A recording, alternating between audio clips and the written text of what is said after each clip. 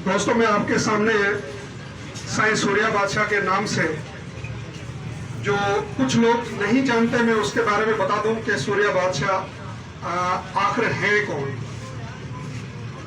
ये हमारे सूर्या बादशाह पीर साहब हैं जो 1941 में सिंध असेंबली में करारदाद पास हुई एक के बगावत के नाम पर के सूर्या बादशाह बगावत कर रहे हैं या उनके हुर्र मुजाहिद है वो बगावत करें। अंग्रेजों के दौर में 1941 में सिंध असेंबली में एक बिल पास किया गया और बाकायदा सिंध में 1943 में बड़ी मुतफ़िका तौर पर सिंध असेंबली में बिल पास हुआ जिसकी मुखालिफत जो सिर्फ साईं जीएम सैयद ने की कि ये करारदाद गलत है। बाकी जितने भी नुमाइंदे हमारे सिंध के मौजूद थे उन्होंने सब ने मुत्तफ़िक़ा तौर पे इस बिल को पास किया कि साईं सूर्या बादशाह बगावत कर रहे हैं तो ये बिल पास किया जाए। और साईं सूर्या बादशाह को 1943 की एंड में ही गिरफ्तार किया गया और बगावत का केस अदालत में चलाया गया। लेकिन उस टाइम हुर्र मुजाहिदों का जोर ज्यादा था कि साईं को अगर नहीं छोड़ा गया तो यह बगावत जोर पकड़ लेगी। तो अंग्रेज ने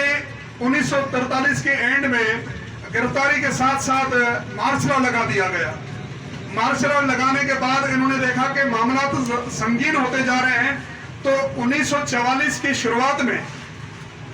साईं को फांसी दे दी गई और यूरोप में और जितनी भी कंट्रीज थी वहां पर हालात बिगड़ने की वजह से साईं की जो मयत मुबारक थी उसको आज तक नामालूम जगह पे मुंतकिल किया गया है। और आज हम जो प्रोग्राम कर रहे हैं इस वर्षी के नियत से वो सिर्फ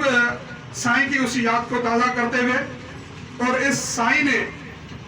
इस सिंध धरती के लिए बड़ी जदोजहद की और साईं जीएम सैयद ने